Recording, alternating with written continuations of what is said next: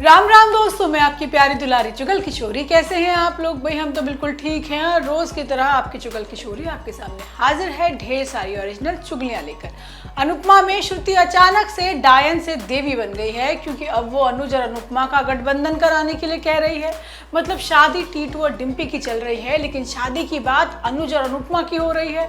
अब इस मसालेदार सिचुएशन में वनराज ने अपनी तीखी जबान का तड़का भी लगा दिया है। जबकि रिश्ता क्या कहलाता है में माधव और विद्या को एक करने के लिए फिर से अभीरा सीधा सीधा दादी सा से पंगा लेने वाली है।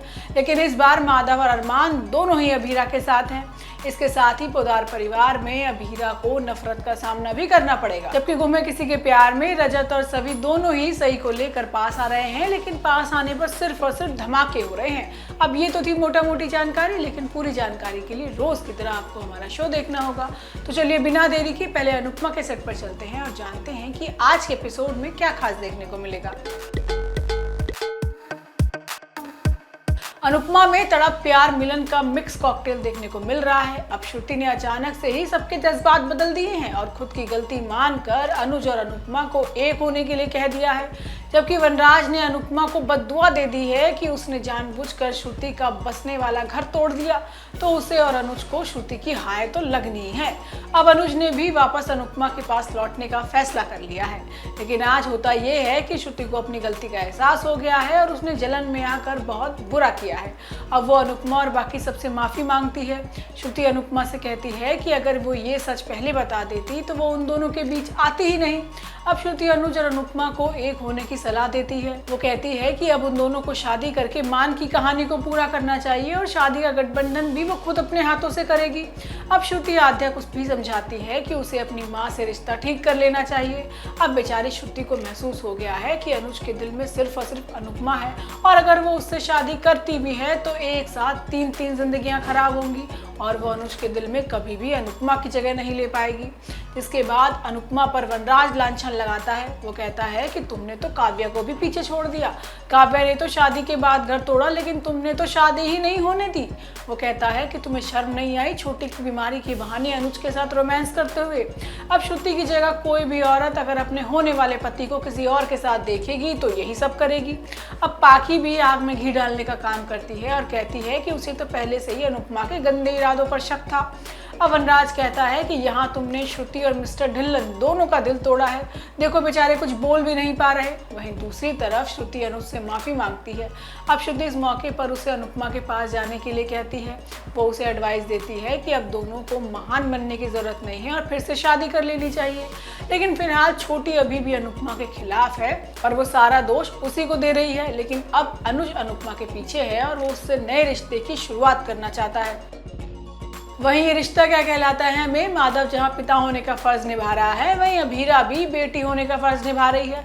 अब वो नहीं चाहती कि उसकी वजह से माधव और विद्या का रिश्ता फिर से टूटे, इसलिए वो सारी बीती बातों को भूलकर माधव के साथ पोदार हाउस जाने को तैयार हो गई है, जहां दादिसा शरण की पोटली के साथ उसका इंतजार कर रही है। लेकिन आज होता ये है कि अभीरा माधव को घर बदलने के लिए कहती है। वो कहती है कि घर का फर्नीचर और घर दोनों ही पुराना है, लेकिन माधव उसे बता देता है कि ये अरमान की असली माँ का घर है। अब अभीरा सवाल करती है कि क्या ये बात अरमान को भी पता है, लेकिन माधव कहता है कि अरमान का जन्म इसी घर में हुआ था और अरमान को शिवानी के बारे में कुछ नहीं पता। अब मैं नहीं चाहता कि वो भी यहाँ आने पर खुद को दोषी महसूस करे। वहीं दूसरी तरफ पोदार हाउस में विद्या ने दादिसा के सामने अपनी झोली फैला दी है। अब वो दादिसा से कहती है कि उसे अपना सुहाग यानी माधव वापस चाहिए।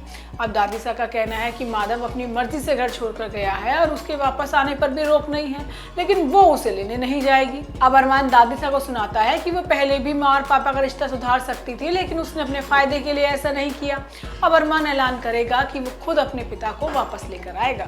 अब अरमान माधव के पास सिंदूर लेकर पहुंच गया है और घर चलने के लिए कहता है, लेकिन माधव का कहना है कि उस घर में कई ऐसे लोग हैं जो अपनी गलतियां तक नहीं मानते। लेकिन अरमान का कहना है कि रिश्ता तो आप दोनों का है, तो रिश्ते को संभालने की जिम्मेदारी भी दोनों की होनी चाहिए। अब माधव जाना तो चाहता है, लेकिन वो अभीरा को अकेला नहीं छोड़ सकता। अभीरा भी माधव को समझाती है कि वो उसकी वजह से अपना और माँ का रिश्ता खराब ना करे, लेकिन माधव अभीरा की बात नहीं सुनता। उसका कहना है कि वो कभी भी अभीरा को अकेला नहीं छोड़ेगा। तभी चारू का वीडियो कॉल आता है और वो विद्या की हालत दिखाती है। अब विद्या ने भी कसम खा रखी है कि वो अपनी मांग में सिंदूर माधव के हाथों से ही भरवाएगी। अब विद्या और माधव का रिश्ता सुधारने के लिए दोबारा अभीरा पोद्दार हाउस जाने वाली है और आते ही दादीसा और उसकी बहस होगी।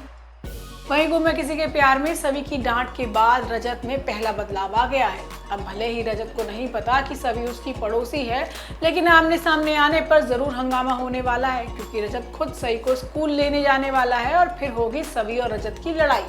वहीं ईशा को शक हो गया है कि सभी की जिंदगी में कोई लड़का है जिसका नाम रजत है, लेकिन वो कौन है ये ईशा भी नहीं जानती। अब ईशा को नहीं पता कि रजत उन्हीं मिसेस ठक्कर का बेटा है जिससे उसकी जरा भी नहीं बनती। अब ईशा रजत और सभी की शादी फिक्स करना चाहती है। वहीं सभी रजत का पास्ट इसलिए पता कर रही है क्योंकि उसकी बेटी साइशा से अटैचमेंट है और वो जानना चाहती है कि उसका पिता अपनी बेटी के साथ सही बर्ताव क्यों नहीं करता।